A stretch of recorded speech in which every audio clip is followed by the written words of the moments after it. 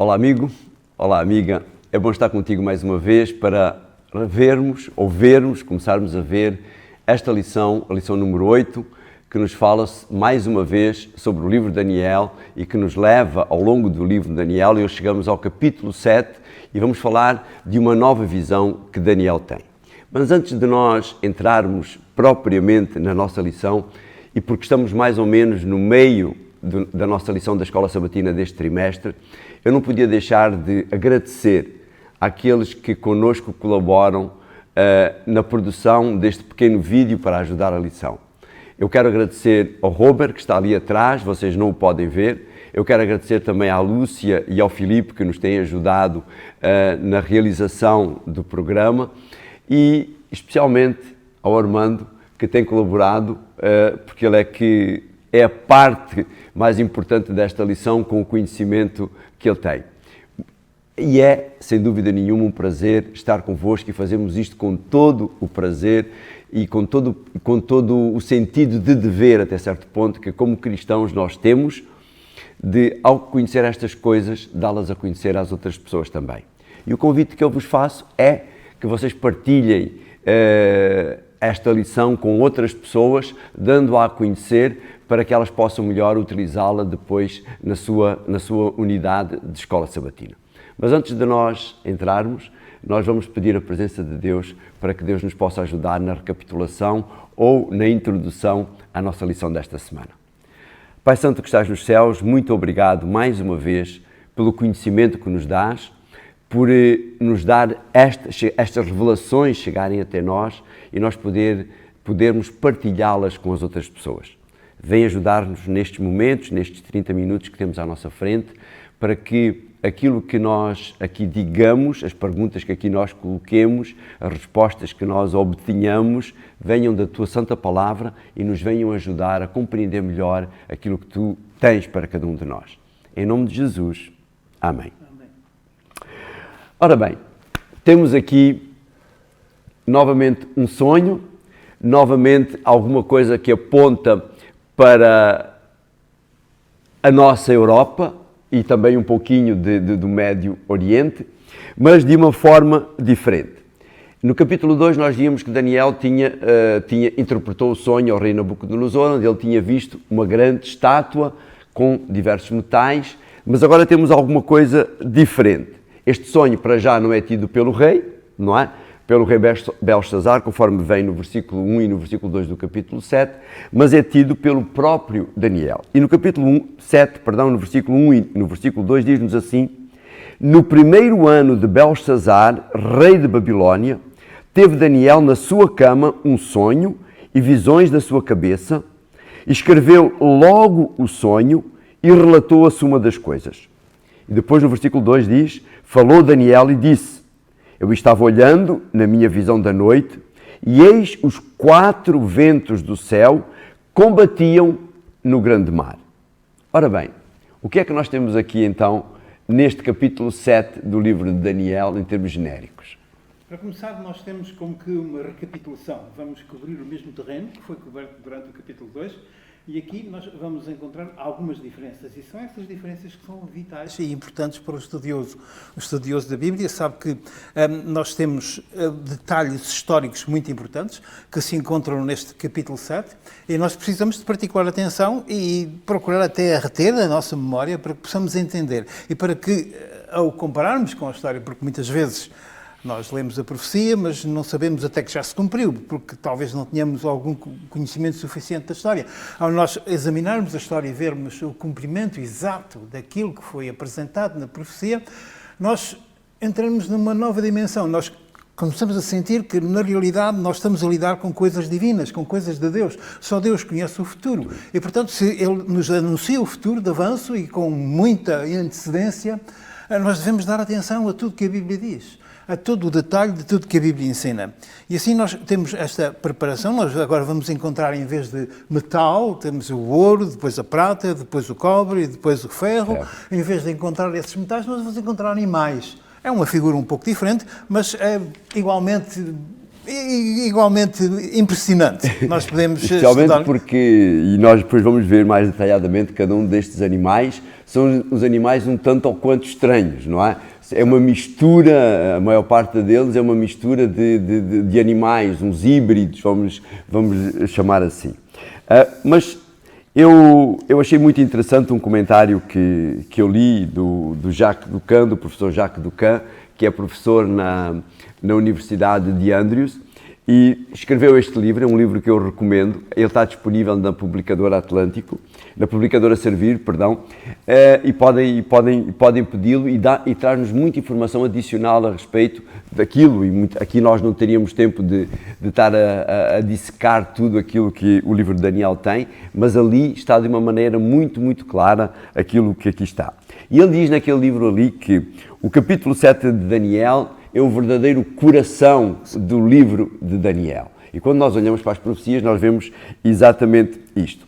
Mas vamos continuar aqui a ver o nosso texto, e no versículo 3 diz assim: e 4 animais grandes, portanto, ele dizendo aquilo que ele tinha visto saindo do grande mar. O grande mar, segundo, portanto, os estudiosos da profecia, está relacionado com o mar Mediterrâneo. Portanto, o mar Mediterrâneo, e quando nós olhamos mesmo para a identificação do que acontece no capítulo 2 de Daniel, aqueles 4 metais, todos eles estão ali à volta da bacia do Mediterrâneo. E no versículo 3 continua então: e 4 animais grandes, diferentes uns dos outros, que subiam do mar. Nós já tínhamos visto estes 4 impérios. Agora, o que é que vai distinguir estes 4 animais dos 4 metais que o Armando referiu há pouquinho? Nos primeiros 4 não há assim muito a distinguir, mas nós vemos que o primeiro animal, que representa a Babilónia, que era representada pela cabeça de ouro, aqui é um animal, um leão com asas. Era uma característica das obras artísticas de Babilónia, que quase sempre o leão era representado com asas. E assim nós encontramos precisamente na profecia que isso é mencionado. E portanto temos o leão, vamos ler. O primeiro era um leão e tinha asas de águia. Eu olhei até que lhe foram arrancadas as asas e foi levantado da terra e posto em pé como um homem, e foi-lhe dado um coração de homem. Nós lembramos, quando estudamos acerca da vida de Nabucodonosor, o que lhe aconteceu, como ele era orgulhoso, como pensava que tudo vinha dele e que ele é que sabia tudo e que fazia tudo. E, eventualmente, ele foi derrubado. Não é? Andava nos jardins de Babilónia e perguntou: quem é tão grande como eu? Olhem para esta grande Babilónia que eu construí com a força do meu braço. E ele tem aquela doença e durante 7 anos, ele desce ao mais baixo e depois Deus vai recuperá-lo ainda. Portanto, mas temos de passar rápido porque isso já foi tratado. Vamos agora ver o que é diferente aqui, é o facto que é um leão, principalmente, mas as características da vida de Nabucodonosor são aqui mencionadas neste curto versículo. Versículo 5, continuei olhando e vi um segundo animal, semelhante a um urso, o qual se levantou de um lado, tendo na boca 3 costelas entre os dentes, e foi-lhe dito: levanta-te e devora muita carne. Sabemos que está a falar da Medo-Pérsia. A Medo-Pérsia conquistou principalmente 3 outras nações, que foi a Lídia, a Babilónia e o Egito, e também fez muita guerra e verteu muito sangue. É isso que está a ser mencionado aqui. E o facto ali de ele estar mais apoiado numa perna significa também a questão da Média e da Pérsia, porque uma superaria a outra. A Pérsia seria mais forte do que a Média. Se bem que antes era a Média que era mais forte. Exatamente. Mas nesta altura... Quando é tomada a Babilónia, quem está à frente do exército, neste caso aqui, eram os médios, e depois os persas acabaram se superiorizando a eles, não é? Ficou lá Dario, em Babilónia, que era Medo, e tudo isso mostra que a Média tinha alguma preponderância ainda, se bem que a Pérsia tivesse já suplantado a Média. Versículo 6. Depois disto, continuei olhando e vi outro animal semelhante a um leopardo e tinha 4 asas de ave nas costas.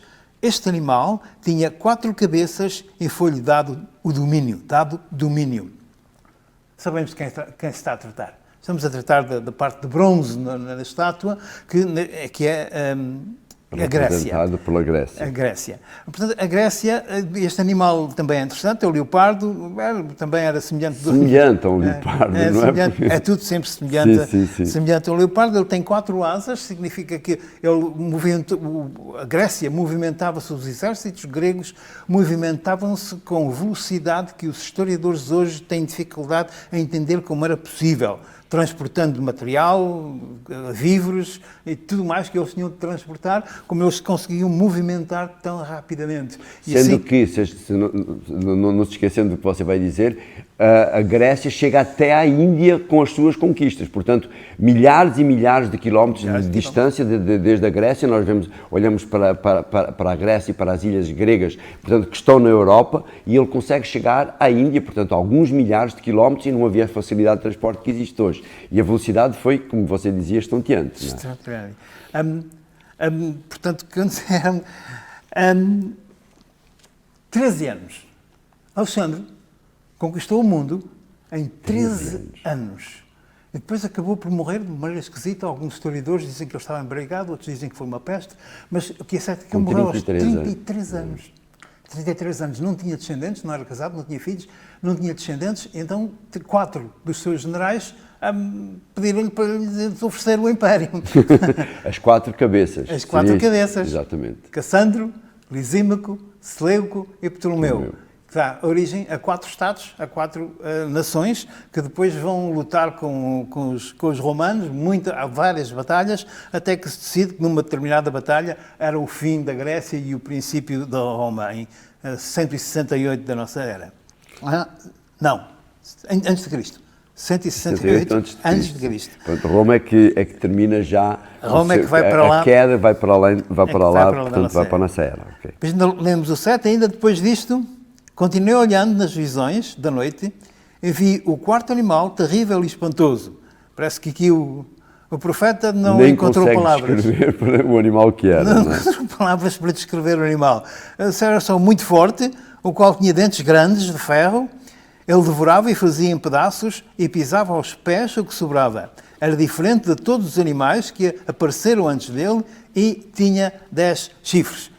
Já vimos isso na visão do capítulo 2. 10 chifres que nós sabemos que representam os países da Europa. Portanto, eram os 10 pés da estátua, não é?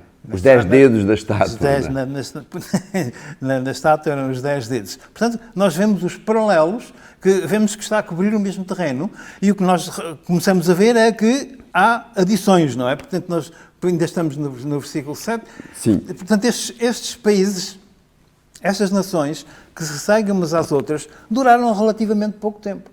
E na descrição que nós temos no capítulo 2, parece ter passado por cima de uma coisa muitíssimo importante, de um poder que durou 1260 anos. E que vem a seguir, vem no versículo 8, não é? Onde diz assim: e estando eu considerando as pontas, não é?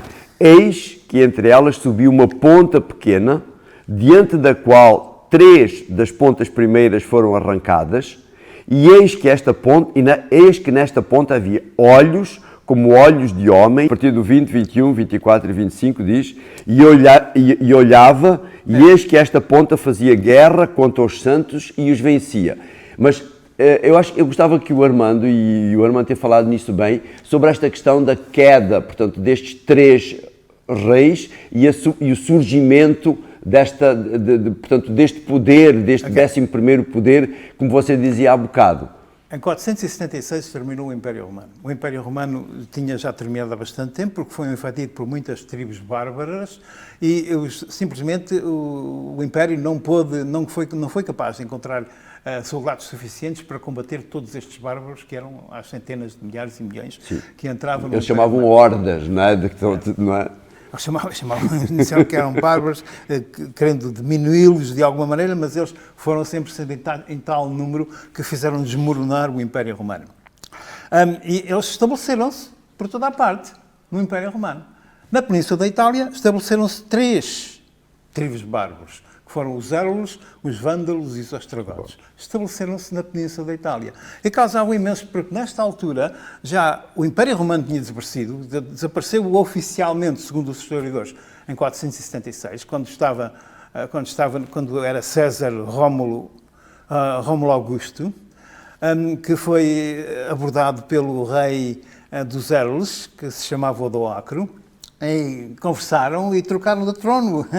Eles, de maneira pacífica, Odoacro toma o trono dos Césares e, desta maneira, terminou o Império Romano. Mas há uma grande confusão neste Império e há alguém que ali quer ter preponderância, que são os bispos de Roma, e que têm dificuldade porque as tribos são todas bárbaras. Alguns dizem-se terem aceito o cristianismo e terem-se feito cristãos, mas depois repara-se que é superficial.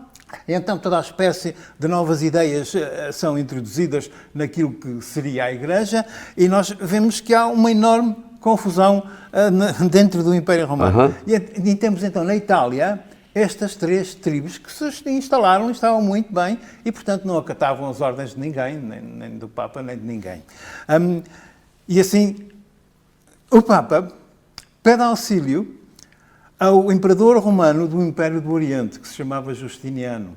É o Império Bizantino, chamam-lhe o Império Bizantino, mas é uma desdobração do Império Romano.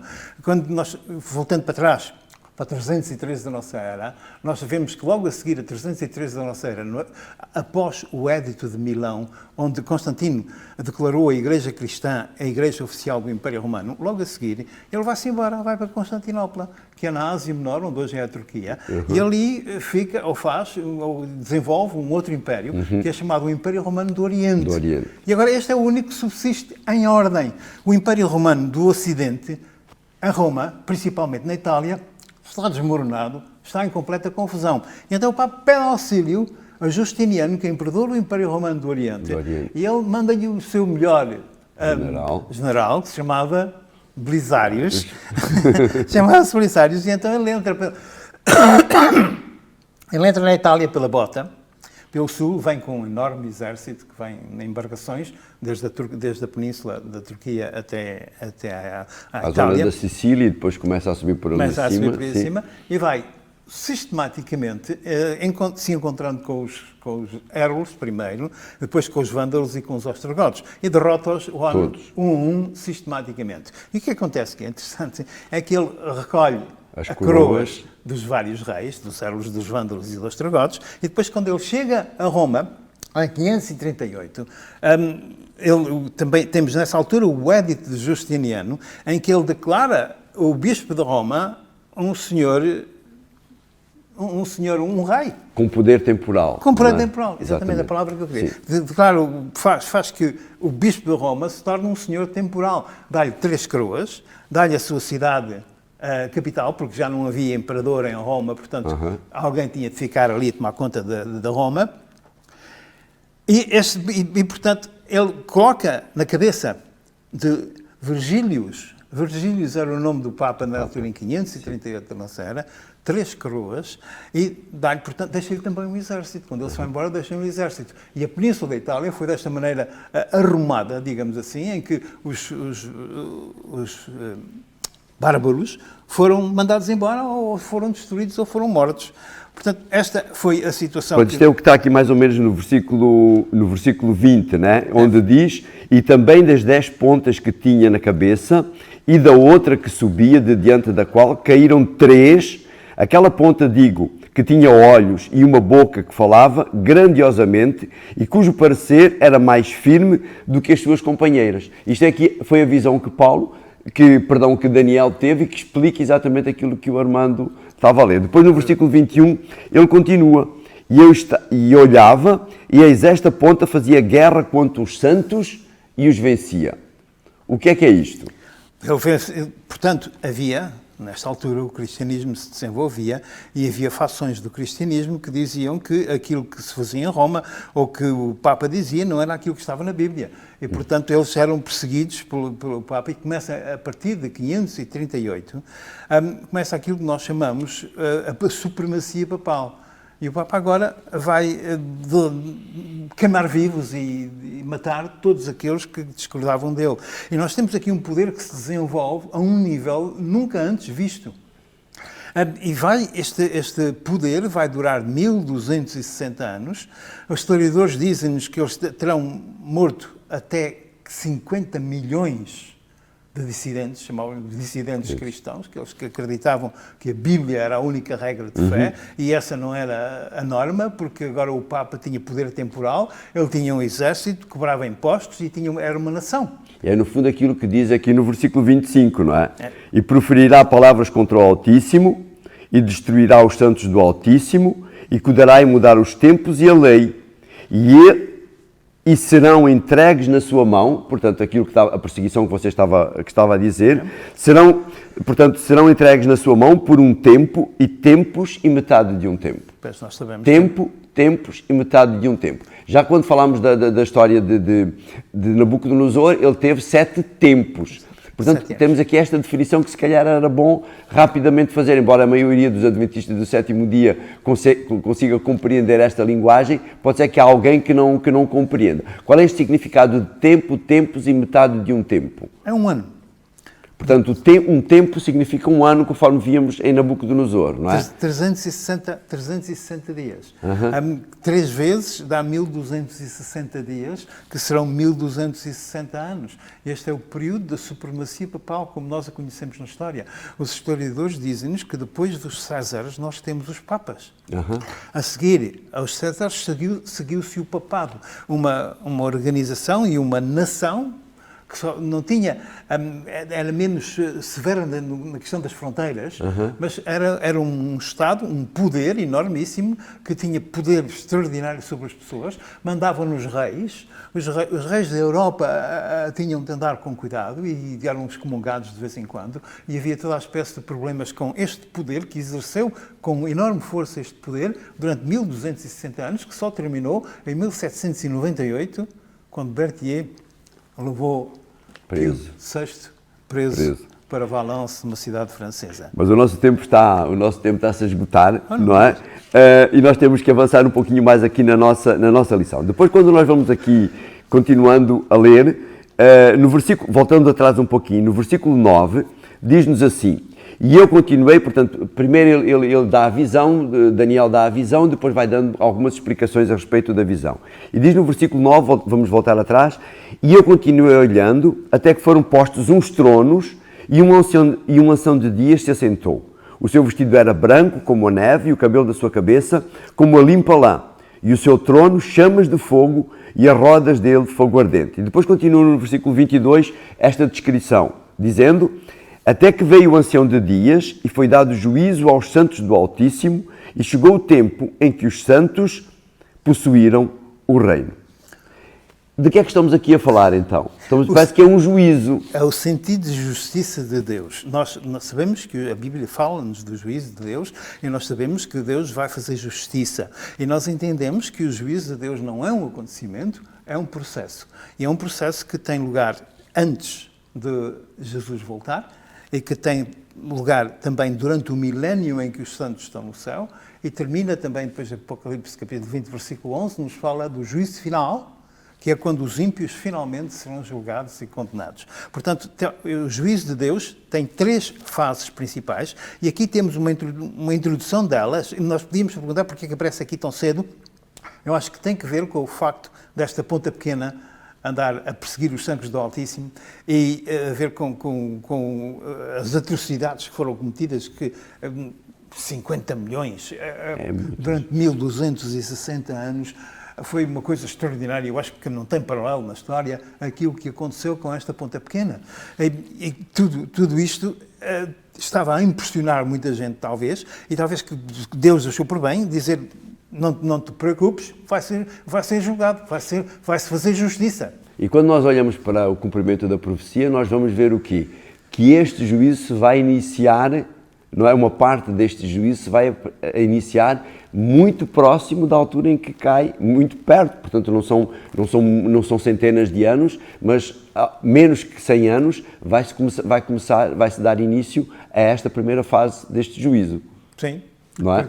Mas pronto, mas a seu tempo nós iremos ver. Okay. Mas agora aqui a nossa lição traz-nos aqui uma outra personagem, uma outra figura. No versículo 13 do capítulo 7 de Daniel diz-nos assim: eu estava olhando nas minhas visões da noite, e eis que vinha nas nuvens do céu um como o filho do homem, e dirigiu-se ao ancião de dias, e o fizeram chegar até ele. Antes de você de me falar um pouquinho sobre este filho do homem, eu achei muito interessante, e volto a referir aqui, portanto, que este homem é um historiador, não é? Ele diz que em Babilónia foram encontradas inscrições referindo o título de filho do homem para alguém que era muito importante, portanto, descrevendo alguém que era muito importante. Logicamente, não estava referindo-se a este filho do homem que Daniel aqui. A expressão filho do homem, que significa que é Barnash, na linguagem caldeia, significava e apontava como se para alguém que era um alto dignatário, que seria aquilo que nós poderíamos dizer em linguagem de hoje, um fidalgo. Mas quem é este filho do homem aqui que volta nas nuvens do céu que diz Daniel? Nós sabemos que é Jesus Cristo e que ele é completamente homem e completamente Deus. Por essa razão, ele é divino humano. Exatamente. E é a pessoa mais indicada. Nós entendemos, acho que isto tem que ver ainda com o juízo investigativo que está a ter lugar no céu neste momento, em que primeiro são postas as cadeiras, aparece Deus Pai, o ancião de dias, mas faltava o advogado, faltava Jesus Cristo. E, alguém semelhante ao homem, não é? Porque depois, nós talvez não tenhamos noção disso, mas Deus tem no céu réplicas de cada um de nós. E Deus pode, em qualquer altura, fazer um juízo com essas réplicas. Serão filmes, nós podemos chamar, ou vídeos, em que se vê, em que a pessoa aparece lá, tal qual as pessoas que já morreram. Nós entendemos que o juízo investigativo cobre primeiro os cristãos, aqueles que morreram em Cristo, que estão já mortos, mortos. E nós entendemos que a certa altura começará, ou vai começar, ou já começou, o juízo dos vivos. Mas já ouvi descrições muito interessantes, em que um nome é chamado, e se Jesus avança e apresenta o seu sangue, essa pessoa é salva. Se Jesus não avança, o nome é remetido para o juízo final. O juízo final de Apocalipse, capítulo 20, versículo 11, o juízo final, em que temos o grande trono branco. Aqui nós vemos que o trono é interessante, o trono é chamas de fogo, tem rodas de fogo, etc. É um trono todo particular. E depois, em Apocalipse, capítulo 20, a partir do versículo 11, nós temos um trono branco, um trono que está de luto. O branco era usado como luto na antiguidade. E ainda hoje, às vezes, quando um bebê morre, a roupa que lhe é vestida. O caixão. Sim, o caixão, sim.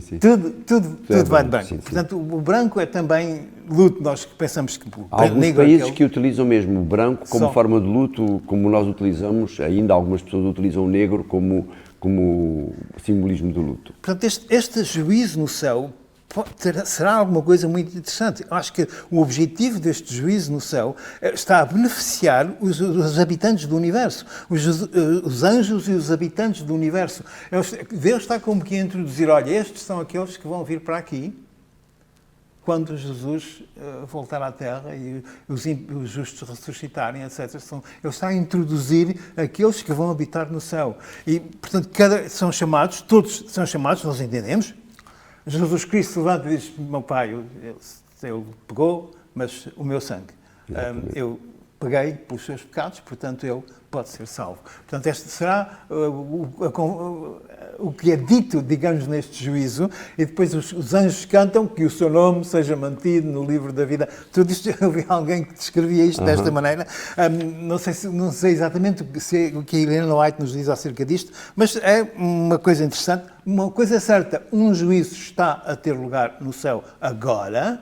Os detalhes de quem é que fala, quem é que não fala, o que é que se diz, o que não se diz, não está revelado. Nós só podemos imaginar um pouco. Mas toda esta situação é interessante porque Deus diz, olha, vai haver este mal terrível, as pessoas por lerem a Bíblia, porque querem ser cristãos, vão ser mortos, vão ser queimados vivos, mas espera, há um juízo.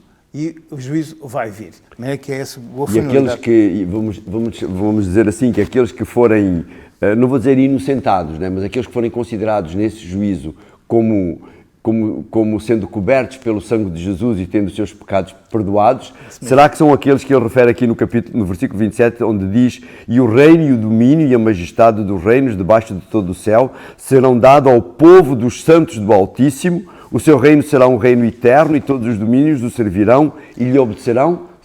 São esses então? Mas diz aqui, os santos do Altíssimo, na parte de quinta-feira, os santos do Altíssimo são a designação do povo de Deus. São aqueles que foram sacrificados durante a Idade Média, os tais 50 milhões, e são todos aqueles que aceitam Jesus Cristo como seu Salvador pessoal. Que foram absolvidos pelo sangue de Jesus. Foram pagos, os seus pecados foram pagos pelo sangue de Jesus Cristo, portanto eles estão salvos para a eternidade. E Deus vai ressuscitá-los no último dia e levá-los para o céu, conforme Tessalonicenses, capítulo 4, versículo 16 em diante. O mesmo Senhor descerá do céu com alegria e voz de arcanjo e a trombeta de Deus, os que morreram em Cristo. Os que morreram em Cristo ressuscitarão primeiro. E depois nós, os que ficarmos vivos, seremos arrebatados juntamente com eles a encontrar-nos com o Senhor nos ares. Portanto, este é o começo da segunda parte do juízo. A primeira parte do juízo investigativo, a segunda parte é na altura em que Jesus volta. Ele vai recolher aqueles que foram salvos, que foram já declarados justos no juízo investigativo, e agora vai haver um outro juízo, que é a verificação, digamos assim, a confirmação do juízo pelos justos no céu.